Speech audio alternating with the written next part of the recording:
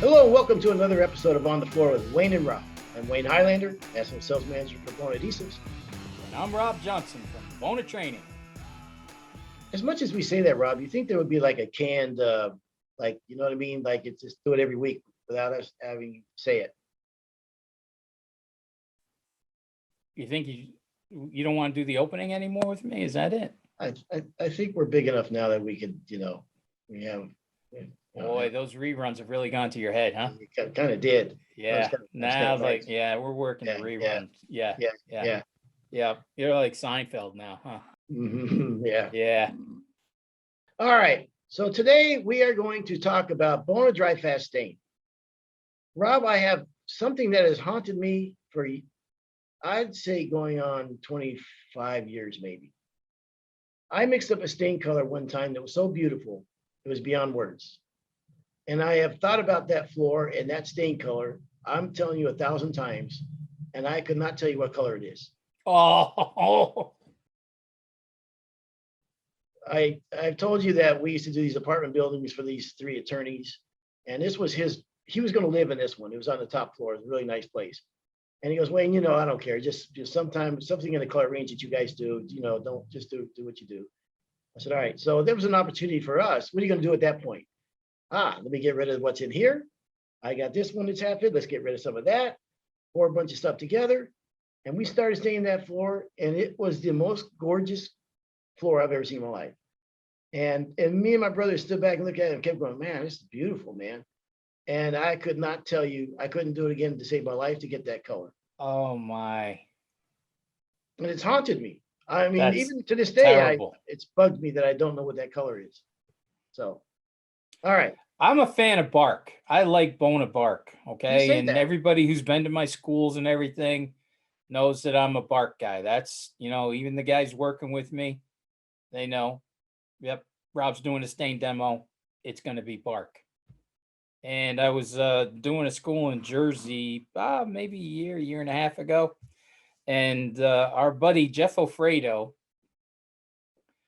he said, hey, I know you like using bark, but I've got a ton of this stain that, we got to kind of use, you got to get rid of, And I said, what is it? It's got kind of like a blank can, And he's like, oh, it's a stain that Howard Breckman and myself, we worked on it and came up with this color for Museum of Modern Art, some huge, the towers, Museum Modern Art Tower. I mean, it was a massive job. What a beautiful color that was. I had to give it to him. Wow. I had to give him his props. I'm like, man, I hope you know what the ratio. He goes, oh yeah, we definitely know, because he's got a couple of cases of it, but it's kind of like the bark with a little bit of red. And that's turned into my go-to color. I call it the Alfredo. Yeah, I got to give it up to Jeff, man. That was a absolutely beautiful color. Beautiful. Wow. So, man, it's amazing what you can do with the Bona DriFast Stain, where you're just not locked into one specific type of a color. Well, here's the thing, and here's why I think we probably a good time to talk about this.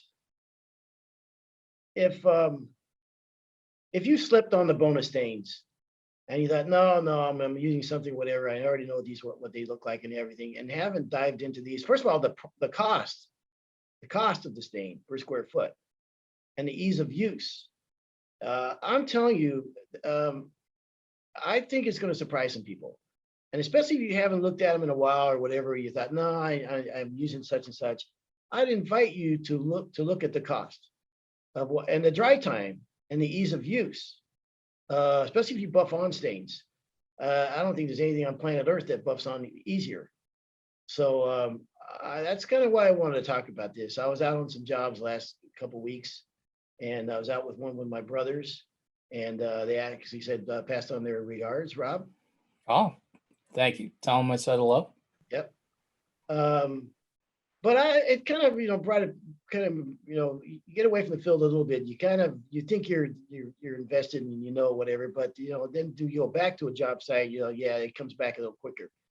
But even the smell of it and everything, just really, I'll tell you, if you've slept on the stains and you thought, we haven't tried them, we're happy with what we got, I would say, look at the whole picture.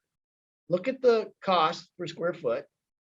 Look at other things like bleed back. Look at things like dry time. Look at things like ease of use and the color selection and the blended charts.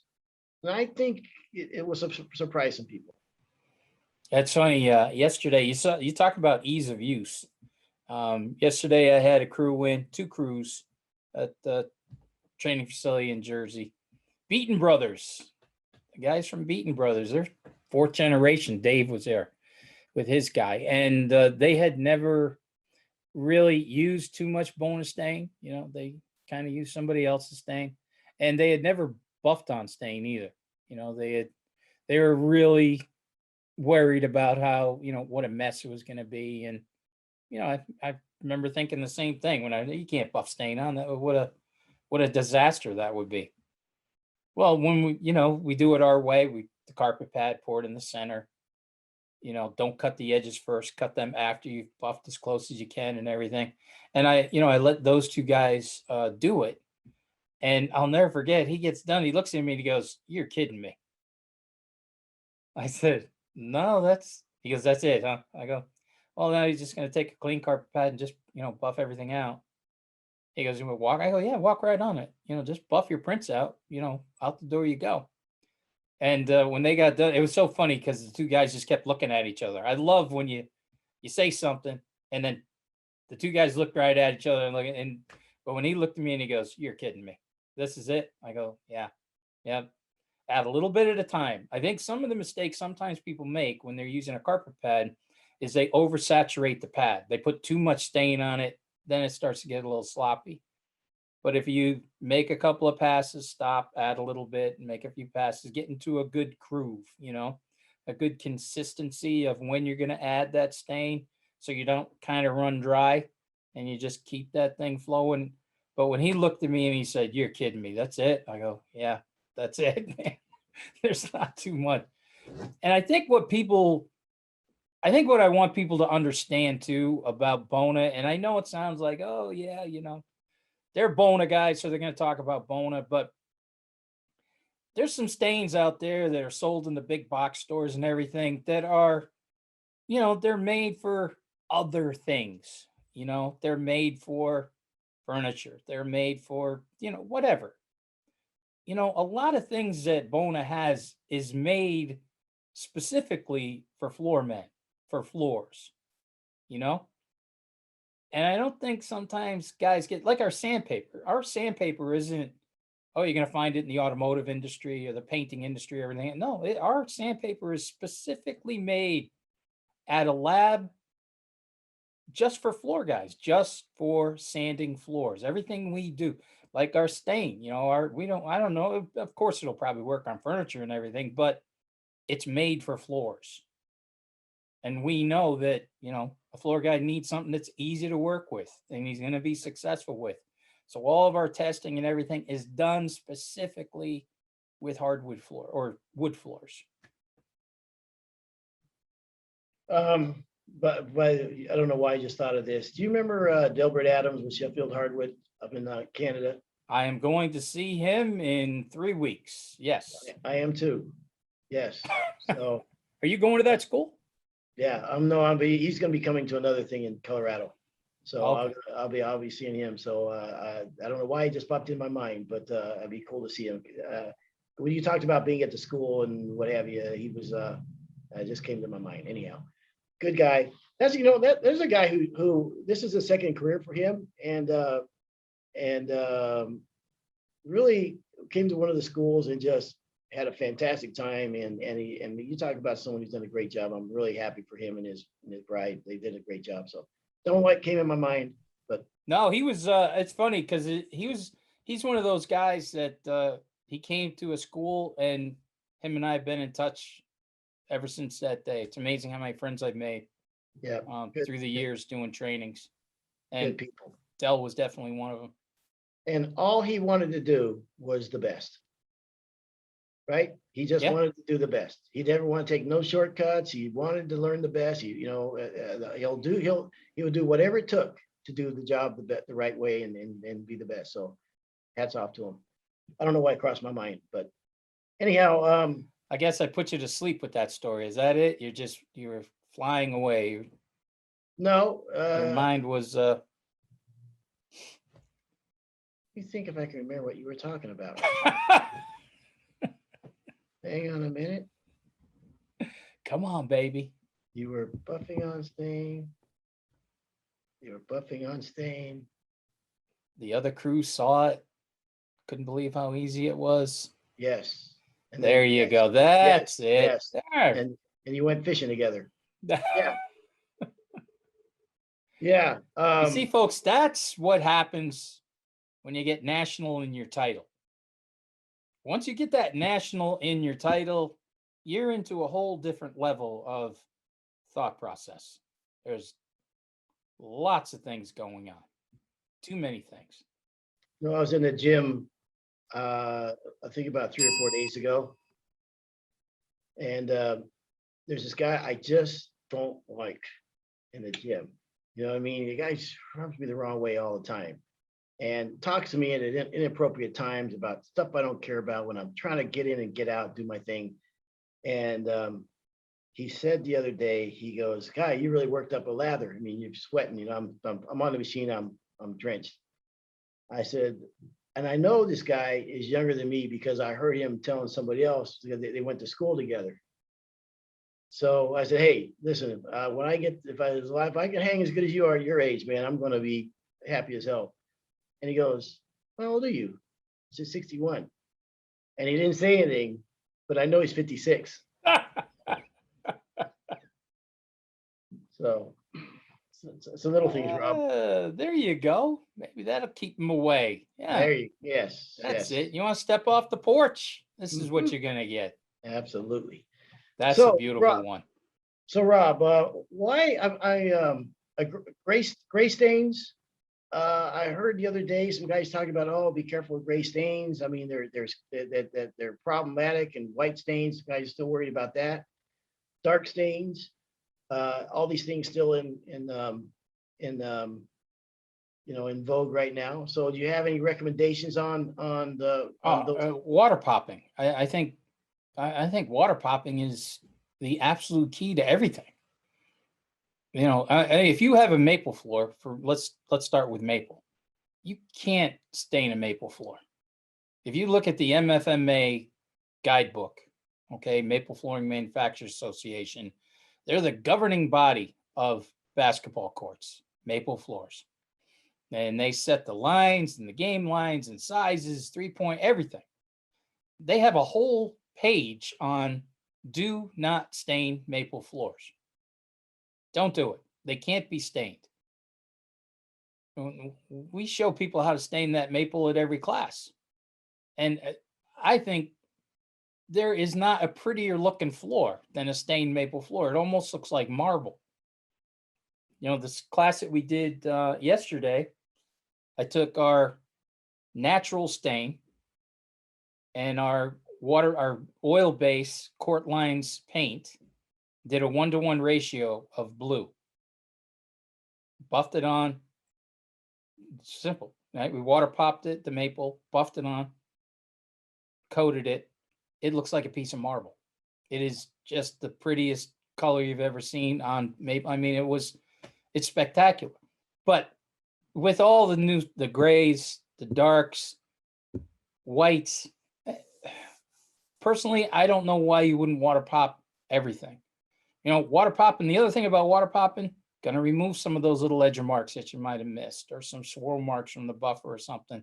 You know, water popping also is going to help that. But to achieve color and consistency,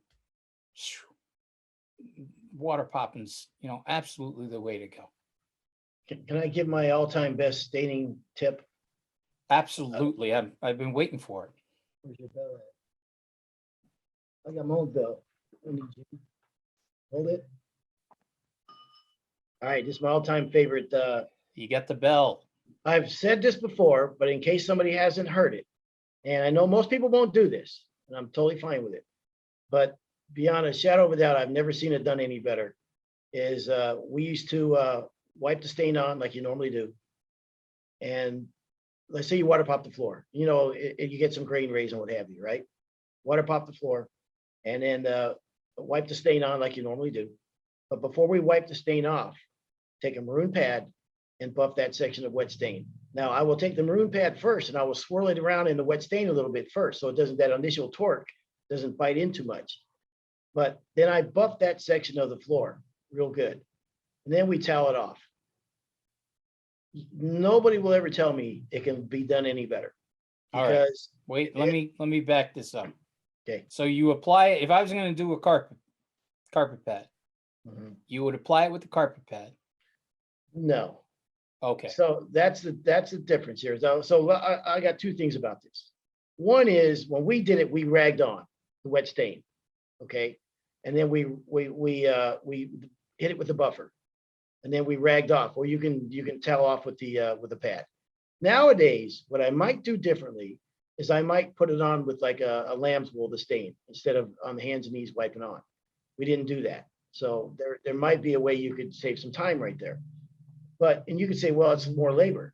Yeah, and you'd be right. But here's how you get it back. When that first coat goes on, it looks done. You got a water pop floor that is all the beautiful depth of a water pop floor, but it's as smooth as if you sanded the floor with like a 180 grit. Because you burnished it, you push the stain down into the softwood, you burnished it, any little grain raise, you've knocked that down. And Rob, when you're wiping that off or whatever, you walk on next day, you run your hand across it, you put that first coat on it. I've never seen it done any better. This caused myself and my youngest brother one of our biggest fights.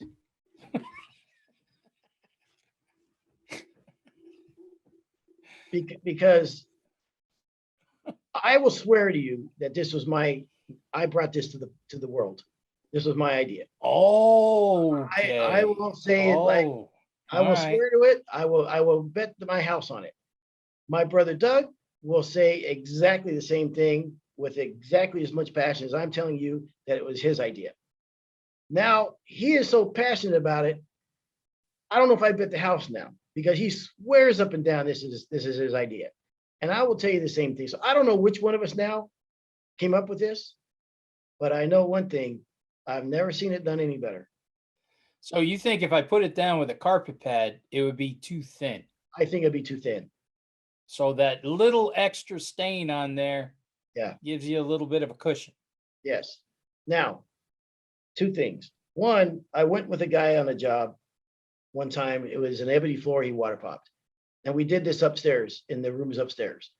We did the master bedroom and we did it come down the hallway, my way, this way, with another contractor. And we got to the downstairs. He goes, man, you know what, Wayne? He goes, I appreciate it. I know, I'm sure that's better and everything, but I'm going to do my whole way downstairs. He goes, just in the interest of time and everything. And I said, no, that's cool. Yeah, no problem with that. He called me a few days later. He goes, holy smokes, the floor upstairs is night and day, smoother. The first coat looks so much nicer. He goes, I know it's longer, but we'll do it that way from now on. And that was doing it Doug's way. My way. How dare Doug's you? method? Yeah, my method. You're the my brother Doug is Lieutenant Colonel. Here's how things work with the Highlander floors. If me, my brother John, and my brother Doug are on a job, and we're working together, and everybody's in a good mood. We're making progress. We're doing our final vacuum. We tack the floor. We mix up the stain. We get in the stain rags. We get in the buffer, and now it's time to stain the floor, and everybody's happy. And then we start to stain the floor, and my brother's left-handed. So you know which way he wants to start when he's wiping on the stain. He'd be on the left side of the room. I got to start on the right side of the room. So it's backwards if I do it his way, and it's backwards him if he does it my way. So I would automatically go, if I'm putting the stain on, I would just automatically go to the right side of the room, start staining the floor. And he ain't happy about it. Like real quick, he's not happy about it. You know what I mean? And if he starts staining the way first, I'm not. And his cause arguments like I can't begin to tell you. Nothing like brother fights on a hardwood floor job. Nothing. Oh yeah. I mean, my brother and I never tangled with my youngest brother, Matty. He's 10 years younger, but Chris was 5 years younger. And when they all started on the crew, not only was I the older brother, but I was the boss. By the time they got there, I was running the crews. And oh, some of the best fights I ever got into was with Chris. Oh yeah. Huge. You know, looking back though, everybody, and we had our fair share of, of disagreements, I'll put it kindly. But it was always out of the passion for doing the job right. You know what I mean? It was never a shortcut. It was never anything like that. It was always, or we never argued about who was working more than the other. Never.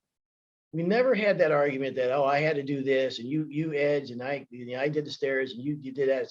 Never, never, never, never did we have that fight.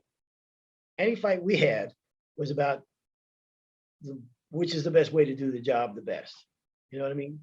So I didn't appreciate that at the time, but I sure as hell appreciate that now. I So, was a jerk. I'll admit it. I was a jerk. The fights that I had, all the fights I had with my brother were because of me. yeah, Always wanting him to be better than everybody, expecting him to do more than yeah, everybody on the crew. And I had that mindset is like, look, you're a Johnson. You have to do more than the other guys, or it's going to be misery. I had to, you had to, we can't seem like daddy's little boys out here. yeah, And, we have to outwork everybody. yeah. And I was really hard on him on that. And sometimes, sometimes I think I took it too far. Well, now that you say that, well, there was that too. I mean, yeah, there was that. Absolutely. I mean, if you're a perfectionist, not even you can live up to your standards sometimes. You know what I mean?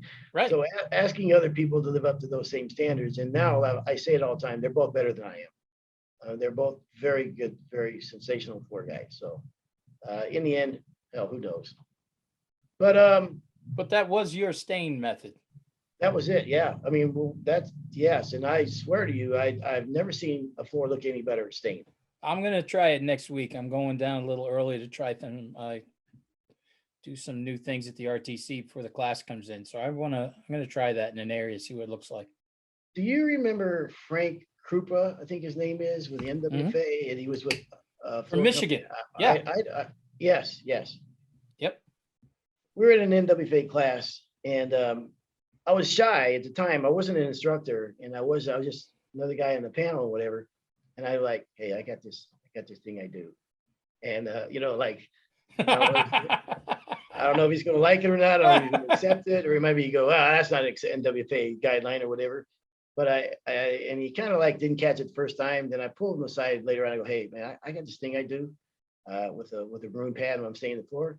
He goes, hey, I want to see it. No kidding. Oh, awesome. Yeah. And when I did it, he goes, I like that. And he goes, that's a good wow. tip. And that's coming from someone I respect beyond words. So yeah. Yep. When we were at Basic Coatings and we built our training center there and we had our initial school, I asked Frank to come in and be the lead for that. Like he came in representing the NWFA. And so, yeah, Frank was a great guy. Good stories, great floor, man. Phenomenal floor. Let me tell you about, I'll give you one Frank story. We was at it's either intermediate class or an expert class. It must have been an intermediate class. And it was installation, and we were, installing floors, whatever. And then we routed out for the medallion, and he was late getting there. He missed day one, and he's there on day two. And I think the class was in St. Louis. And we get there, and now it's time to put the medallion in. So I routed out, dropped the medallion. And I said to him, I said, hey, do you want me not to glue this down? I just tack it down and everything, so that way we don't burn the medallion. You can use it later. He goes, hey, I didn't get on a plane and fly all the way down here to do something half-assed. I went, no kidding. I like this guy, man. So yeah, I mean, he was that's all I need to know. You are gonna love this Krupa story. So because it was a new school, we had put the floors in. That was part of the front part of the school. 2 days install, 2 days sanding. So we're doing different rooms. And at one point we had to, you know, router out a groove in a board, do the slip tongue, and that the deal. And Frank starts, he gets everybody around and he's holding the slip tongue and he starts talking. And then you could see that he was starting to get pissed. And he's getting mad because some guys don't take the time to router in and properly put in a slip tongue and join the two boards. He goes, some guys will just throw that board down, and he actually just slams the board down, furious, right? That people will just put some glue there or epoxy and think that that's good enough. Well, at one point he's screaming at the class like they had all done it, Yeah. Yeah. right? And it's just, Frank, right? He's just very passionate. But I'll tell you what, I can guarantee you there was not one person who was at that school who would never, not ever use a slip tongue for the rest of their life after, because I actually, when he got done, I go, you okay? And I kind of walked over, Yeah. like, everything all right? He goes, these damn people, sometimes they just think that, okay, It wasn't us, Frank. easy. We didn't do it, Yeah. right? Yeah. But that guy he had pure passion, man, pure passion for it. Nice. All right. So I think that really all I want to talk about with the stain is I think if you look at the price, look at the coverage per square foot that you're getting out of that. Look how far it goes, and look at the ease of use. If you haven't got engaged with it, try it on a job. See what you think about it. Like I said, you could always do anything at one of our training centers across the country. We've got a bunch of them. Another thing too, like I was talking about with that maple, and I really try to show this at our schools where there's just so much about color now. There's just so many things out there about color. Our complete line of oil-based court lines, game line paint, okay, that we use in sport is all intermixable with our stain. So not only can you blend the stains, but you can also blend the paint with the natural stain. We just can take it out a whole new door compared to anybody else out there. But the thing is it's all compatible. It's all made specifically for flooring. You're not going to find it in furniture and this and that, or the big box stores and everything like that. So I think that's something that, and it's great too, because are you going to do a blue floor every day? No, of course not. But boy, when you're out there doing that estimate and you can start offering things that nobody else is offering, this goes back to our estimating show that we did, right? When you can start offering things like that, people don't ask why you're the higher price guy. Yep. Bum and I, a few years back, Bum was going to do a home show. Bum was in the home show, him and his company. And he goes, hey, you want to work? I go, yeah, I'd love to. I'd love doing home shows, So he goes, what do you think we should do? What can we do? Because we only 8x10 booth. We can't really do demos. We can't sand a floor or anything. But he came up with, he cut out squares about this big, right? Little 3x3 or 4x4 squares. Yeah. Oak, white oak, red oak, ash. And he had every stain and paint that we had, and people were coming over and making their own stain colors. Just hanging out, having fun. We're writing down on the back what it was, what their ratios were and everything. And like halfway through the second day of the show, Pauline comes back. She goes, you wouldn't believe how many people I see walking around with their little squares, showing everybody what they're doing. Their custom. I invented this color. People were excited. People were excited about making their own color. That's my color. Nobody else has that. That's a great idea. That one worked good. Yeah. That one worked really good. Last thing I'll say on this is one is there anything worse than not being able to match your own stain color? That's pretty embarrassing. So when I told you I couldn't remember what that stain was that I mixed up for that guy. Um, it's a great idea to make the notes, put the notes somewhere and exactly what you did. And by the way, my notes are different than sometimes what I put on the contract for the owner. You know what I mean? Because they No, might, I've got this, like the homeowner might say, I want antique. And I look at him and I go, he doesn't really want antique. He want he wants antique with a splash of spice or a splash of red. You know what I mean? I just intuitively I know. So my notes are more important to me than what I may say to somebody else. Um, so I keep my notes on what the job is. So yeah, I want to give a shout out to Jason Carter with Carter Quality Floors. Carter Quality Flooring up in Michigan. Is his birthday at the time we're taping this, and class guy. Think the world of him. That's another great craftsman. Does I really just nice had work. two of his guys from Carter Quality in December. I'll We be did darned. school up in Michigan. He sent two of his boys over. Great Hmm. guys, Yeah, good yeah, mechanics. yeah. Starts at the top, man. So okay, all right, Rob. I appreciate it.